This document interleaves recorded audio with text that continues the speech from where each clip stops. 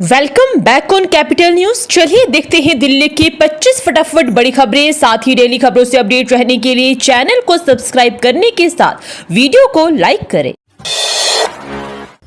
दिल्ली की मुख्यमंत्री रेखा गुप्ता ने मनाया ओणम, बोली हर घर में शांति, समृद्धि और सुख लाए यह पर्व। दिल्ली की मुख्यमंत्री रेखा गुप्ता ने रविवार को अपने सरकारी आवास पर ओणम पर्व मनाया। इस बीच सीएम ने ओणम मनाते हुए महिलाओं के एक समूह के साथ नृत्य भी किया। ओणम 10 दिनों का एक भव्य उत्सव है जो राजा महाबली की पौराणिक वापसी और केरल की समृद्ध सांस्कृतिक विरासत का उत्सव कहा जाता है।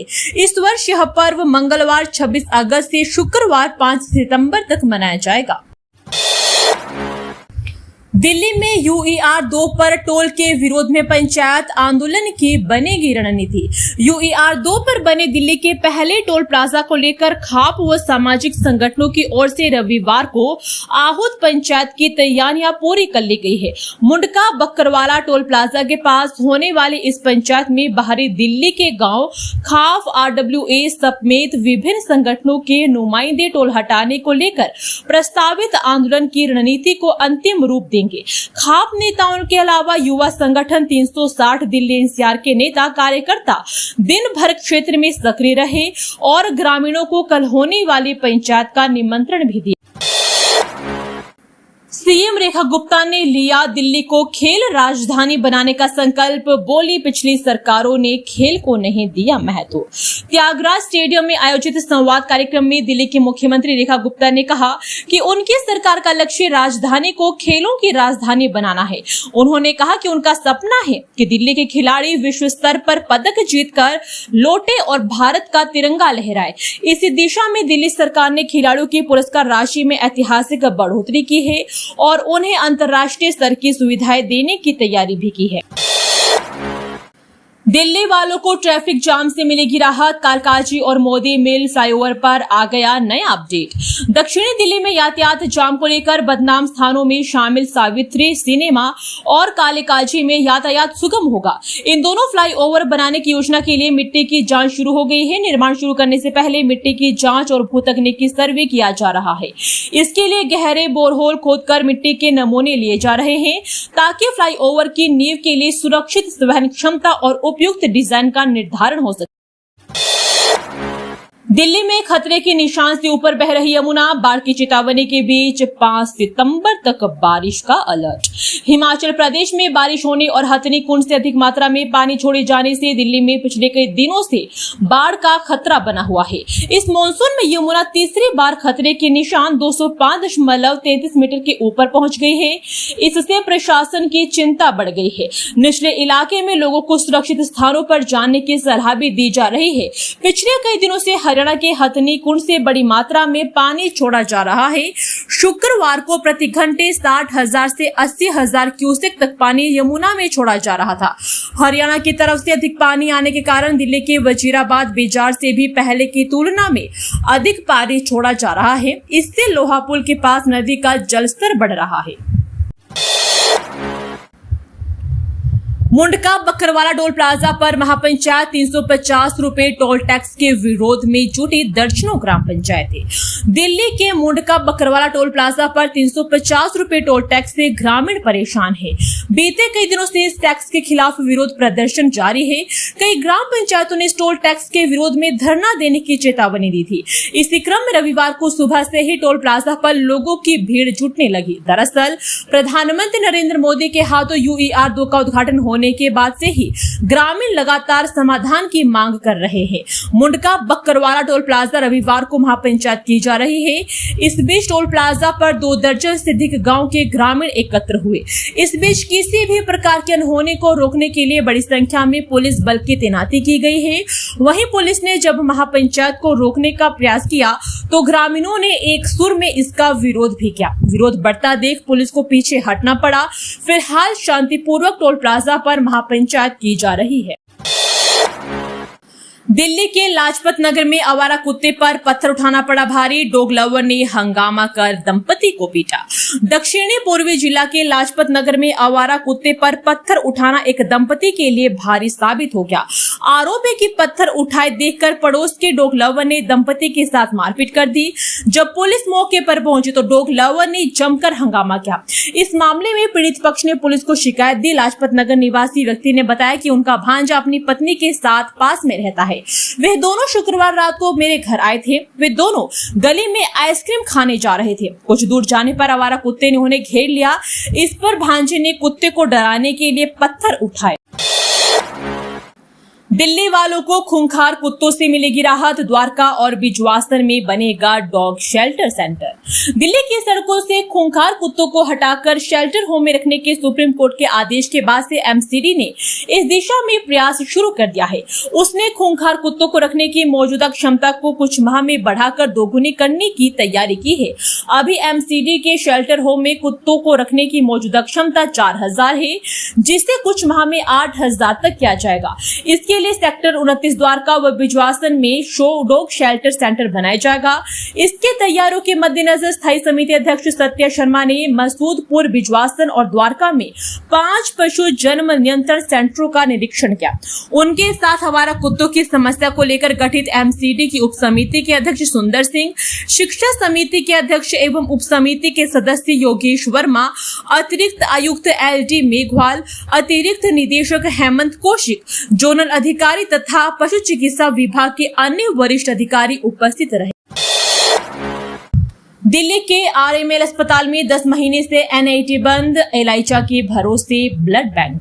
ब्लड बैंकों में डोनेट होने वाले रक्त की प्रोसेसिंग से पहले न्यूक्लियर एसिड टेस्टिंग की अनिवार्यता की वकालत राष्ट्रीय रक्त आधान परिषद करती है। इसे देखते हुए एम्स समेत ILBS और RML अस्पताल से इसे शुरू भी किया गया। एम्स में जहां रक्त की प्रोसेसिंग से पहले वायरल मार्कर जांच अनिवार्य रूप से की जा रही है, वहीं दूसरी ओर RML में पिछले 10 महीने से न्यूक्लिक एसिड टेस्टिंग ही नहीं हो पा रही है। 13 साल में सबसे ठंडा रहा यह अगस्त। वर्षा ने 15 और न्यूनतम तापमान ने तोड़ा 8 साल का रिकॉर्ड। इस साल दिल्ली में अगस्त माह के मौसम ने हर मामले में नए नए रिकॉर्ड बनाए हैं, चाहे कुल वर्षा हो, वर्षा के दिन हो या माह का औसत अधिकतम न्यूनतम तापमान। इसलिए यह माह 13 साल में सबसे ठंडा भी रहा है। इस साल राष्ट्रीय राजधानी में 2010 के बाद से अगस्त की सर्वाधिक वर्षा हुई है। शनिवार शाम तक 480.81 मिलीमीटर वर्षा दर्ज की गई, जो अगस्त 2010 में दर्ज 455.1 के बाद सबसे ज्यादा है, यानी 15 वर्षों में सबसे ज्यादा वर्षा। यहाँ यह भी उल्लेखनीय है कि अगस्त में वर्षा का ऑल टाइम रिकॉर्ड 583.3 मिलीमीटर का है, जो 1961 में दर्ज किया गया था। इस साल अगस्त में 14 दिन वर्षा हुई है। दिल्ली के बवाना में धमाके के बाद फैक्ट्री का हिस्सा गिरा, हादसे में एक की मौत और 2 घायल। बवाना औद्योगिक क्षेत्र में तेज धमाके के बाद मेटल कोटेड फैक्ट्री की इमारत का हिस्सा ढह गया। इस हादसे में फैक्ट्री मालिक के बेटे की मौत हो गई और 2 अन्य घायल हो गए। घायलों में एक की हालत गंभीर बताई जा रही है।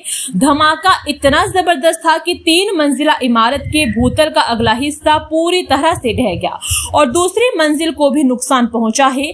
फैक्ट्री से कुछ दूरी पर सड़क के किनारे सैलून चला रहा युवक भी मलबे की चपेट में आने से जख्मी हो गया।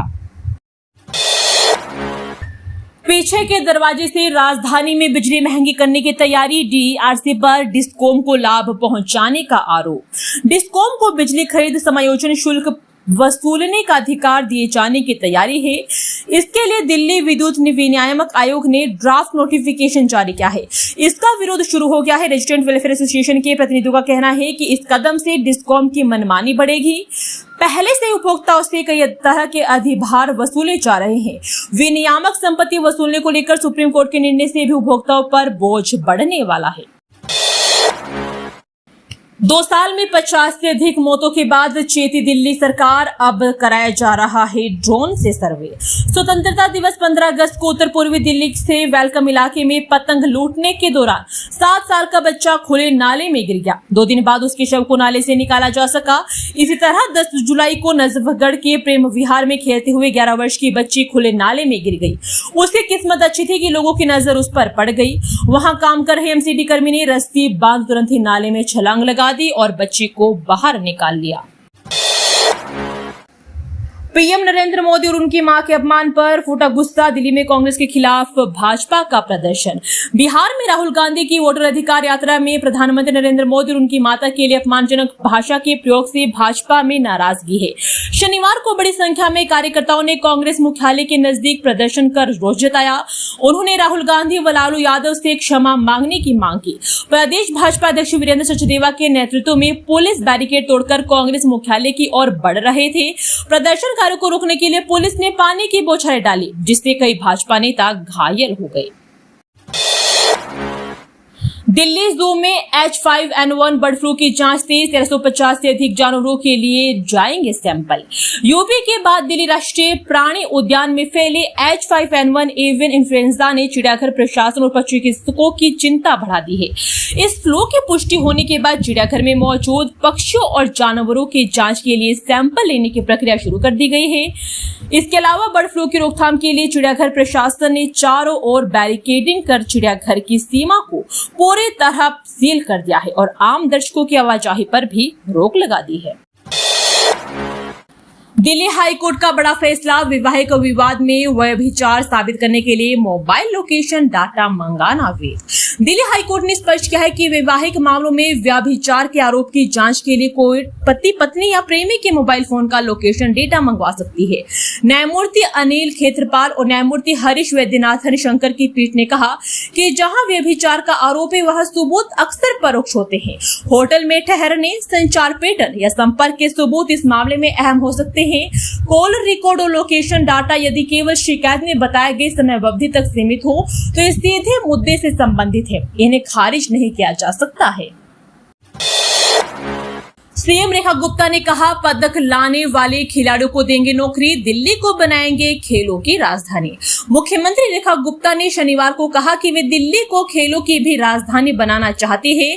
सीएम ने कहा कि प्रदेश सरकार ओलंपिक, एशियाई खेल, कॉमनवेल्थ और राष्ट्रीय खेलों में शानदार प्रदर्शन करने वाले खिलाड़ियों को करोड़ों रुपए की पुरस्कार राशि और सरकारी नौकरी देगी। आधुनिक स्टेडियम, उच्च स्तरीय प्रशिक्षण और पोषण के लिए विशेष व्यवस्था भी की गई है। त्यागराज स्टेडियम में खिलाड़ियों के साथ संवाद सत्र में मुख्यमंत्री रेखा गुप्ता ने कहा कि उनका सपना है कि दिल्ली के खिलाड़ी ओलंपिक और अंतर्राष्ट्रीय खेलों में मेडल जीतकर भारत का नाम रोशन करें। उन्होंने दिल्ली की खेल नीति को भी साझा किया। सीएम ने कहा कि पदक विजेताओं को दिल्ली सरकार रुपये के बिछाकर उनका सम्मान करेगी। उनकी सरकार ने पुरस्कार राशि बढ़ने, विश्व स्तरीय प्रशिक्षण स्टेडियम और सुविधाएं देने की ठोस पहल शुरू की है। आतिशी ने सीएम रेखा गुप्ता को लिखा लेटर, कानून व्यवस्था पर उठाए सवाल, जाने क्या बोली। आम आदमी पार्टी की नेता और दिल्ली विधानसभा में नेता प्रतिपक्ष आतिशी ने दिल्ली मुख्यमंत्री रेखा गुप्ता को एक लेटर लिखा है। आतिशी ने दिल्ली की कानून व्यवस्था को सवाल उठाए हैं। उन्होंने हाल ही में दिल्ली में हुए अपराध की घटनाओं पर जिक्र किया है। इसके साथ उन्होंने मुख्यमंत्री पर हुए हमले का भी जिक्र करते हुए कहा कि अगर मुख्यमंत्री तक सुरक्षित नहीं है तो आम नागरिकों की सुरक्षा की कल्पना कीजिए। दिल्ली में इंटरनेशनल मोबाइल चोर गैंग का खुलासा, चोरी के बाद बांग्लादेश भेज देते थे फोन। राजधानी दिल्ली की पुलिस ने मोबाइल चोरी करने वाले इंटरनेशनल गिरोह का भांडाफोड़ किया है। यहाँ के ईस्ट ऑफ कैलाश इलाके में ये चोर बसों और मेट्रो में यात्रियों को निशाना बनाते थे। ये चोर यात्रियों के महंगे फोन चुराते थे और फिर इस चोरी के फोन को वह कोलकाता के रास्ते तस्करी करके बांग्लादेश भेज देते थे। पुलिस ने मोबाइल चोरी करने वाले गिरोह के 3 सदस्यों को गिरफ्तार कर लिया है। पुलिस के मुताबिक आरोपियों की पहचान ताज मोहम्मद 54 वर्षीय, परवेश उर्फ फिरोज खान 42 वर्षीय और करण उर्फ ओम प्रकाश 23 वर्षीय के रूप में हुई है। इन सभी को 28 अगस्त को श्रीनिवासपुरी बस डिपो के पास से पकड़ा गया था और इन चोरों के पास से कुल 26 स्मार्टफोन बरामद किए। दिल्ली की हवा में घुला प्लास्टिक, गर्मियों में ज्यादा हो रही सांस लेने में दिक्कत, नई स्टडी में खुलासा। दिल्ली की हवा में अब सिर्फ धूल और धुआं नहीं बल्कि प्लास्टिक के बारीक कण भी घुल चुके हैं। हाल ही में एक स्टडी में यह चौंकाने वाला खुलासा हुआ कि गर्मियों के दिनों में राजधानी के लोगों को सांस की दिक्कतें सर्दियों की तुलना में कहीं ज्यादा झेलनी पड़ी है। इस रिसर्च के अनुसार गर्मी के दिनों में दिल्ली के वैसे रोजाना लगभग 2 गुने माइक्रोप्लास्टिक के कारण जरिए शरीर में ले रहे हैं, जिससे सांस संबंधी बीमारियों और फेफड़ों के डैमेज होने की संभावना बढ़ जाती है। राजधानी की सड़कों पर 3 दशकों बाद फिर दौड़ेगी डबल डेकर बसें, नए अवतार में होगी वापसी। राजधानी दिल्ली की सड़कों पर एक बार फिर 3 दशकों बाद डबल डेकर बसों की वापसी हो सकती है। इसके लिए दिल्ली ट्रांसपोर्ट कॉर्पोरेशन द्वारा तैयारी की जा रही है। कॉर्पोरेशन द्वारा दिल्ली की सड़कों पर इसे लेकर परीक्षण करने की भी तैयारी कर रहा है, ताकि जाना जा सके कि डबल डेकर बसें दिल्ली की सड़कों पर कितनी सुरक्षित और कारगर साबित हो सकती है। बताया जा रहा है कि इस बार डबल डेकर बस इलेक्ट्रिक अवतार में सामने आएगी। अशोक लीलैंड द्वारा निर्मित ऐसी ही एक बस ओखला डिपो में खड़ी है और जल्द इसका ट्रायल रन शुरू हो सकता है। दिल्ली मेट्रो में यात्रियों को निशाना बना रही 4 महिला चोर गिरफ्तार, 13 मामले पहले से हैं दर्ज। दिल्ली मेट्रो में चोरी की बढ़ती वारदातों पर लगाम लगाते हुए नेहरू प्लेस मेट्रो पुलिस को बड़ी सफलता मिली है। पुलिस टीम ने कार्रवाई करते हुए 4 महिला चोरों को पकड़ लिया है। इसके अलावा चोरी की रकम भी बरामद कर ली गई है। पुलिस अभी जांच कर रही है और ये मामला 28 अगस्त का है, जब एक यात्री ने शिकायत की थी कि लाजपत नगर से मजलिस पार्क मेट्रो लाइन पर सफर के दौरान उनकी साइड बैग की चेन खोलकर रुपए चोरी कर लिए गए। इस मामले की शिकायत मिलते एक टीम बनाई गई और टीम ने तेजी से छापेमारी कर चारों महिलाओं को निजामुद्दीन सराय काले खां मेट्रो स्टेशन से दबोच लिया। दिल्ली यूनिवर्सिटी में शुरू हुए एडमिशन, एमए हिंदी पत्रकारिता के लिए 150 रुपए में करें रजिस्ट्रेशन। हिंदी विभाग साउथ कैंपस के प्रभारी प्रोफेसर अनिल राय ने बताया कि एडमिशन के बाद यदि कोई छात्र 1 साल की ही पढ़ाई कर पाता है तो उसे डिप्लोमा की उपाधि मिलेगी। उन्होंने यह भी बताया कि अगले साल से जो बच्चे 4 साल वाले स्नातक पाठ्यक्रम को पूरा करके आएंगे उनको मात्र 1 साल में ही एमए की डिग्री मिल जाएगी। दिल्ली विश्वविद्यालय के हिंदी विभाग में एमए का पाठ्यक्रम इसी वर्ष से शुरू हो रहा है। इससे पहले हिंदी पत्रकारिता में 1 वर्षीय डिप्लोमा की पढ़ाई होती थी। दिल्ली के 20 कॉलेजों को बम से उड़ाने की धमकी, पुलिस विभाग में मचा हड़कंप, बम डॉग स्क्वाड का सर्च ऑपरेशन। दिल्ली के 20 से ज्यादा कॉलेजों को बम से उड़ाने की धमकी मिली है। चाणक्यपुर स्थित जीसस एंड मेरी कॉलेज समेत लगभग 20 कॉलेजों को धमकी भरे ईमेल रिसीव हुए हैं, जिनकी जानकारी पुलिस विभाग को दी गई तो हड़कंप मच गया। पुलिस की टीम में आनन फानन में बम और डॉग स्क्वाड को लेकर कॉलेजों में पहुंची। सर्च ऑपरेशन में कॉलेज के अंदर कोई संदिग्ध चीज या विस्फोटक सामग्री नहीं मिली और धमकी फर्जी मिली। पुलिस ने शक जताया है कि धमकी भरा ईमेल भेजने वालों ने VPN का इस्तेमाल किया था। आरएसएस के 100 साल पूरे होने पर दिल्ली में 3 दिवसीय बैठक जारी। आपको पता होनी चाहिए ये 5 बातें। राष्ट्रीय स्वयंसेवक संघ की स्थापना के 100 साल पूरे हो गए हैं। इस मौके पर संगठन की ओर से शताब्दी वर्ष मनाया जा रहा है। सेलिब्रेशन के तहत दिल्ली में आरएसएस की 3 दिवसीय स्पेशल मीटिंग चल रही है, जो 26 अगस्त को शुरू हुई थी और 28 अगस्त को खत्म हुई। यह मीटिंग दिल्ली के विज्ञान भवन में चल रही थी, जिसकी अध्यक्षता खुद आरएसएस प्रमुख मोहन भागवत कर रहे थे। 3 दिवसीय व्याख्यान माला का मकसद आरएसएस के 100 साल के सफर पर चर्चा करना, 100 साल में लिए गए फैसलों की सराहना करना, फैसलों के असर का आकलन करना, नाकामियों और कमियों को पॉइंट आउट करके भविष्य की रूपरेखा तैयार करना है। संगठन की सामाजिक और वैचारिक पहुंच बढ़ाने की योजनाएं बनाना और अलग अलग समुदाय के साथ परस्पर संवाद करके एक दूसरे की विचारधारा को समझने का प्रयास करना। बैठक में आरएसएस शताब्दी वर्ष समारोह के आयोजन की तैयारी और आर्थिक राजनीतिक चुनौतियों पर रणनीति भी बनाई जा रही है। दोस्तों, वीडियो पसंद आया तो वीडियो को लाइक एवं चैनल को सब्सक्राइब कीजिए और कमेंट करके बताइए कि आप दिल्ली के किस जगह से इस वीडियो को देख रहे हैं।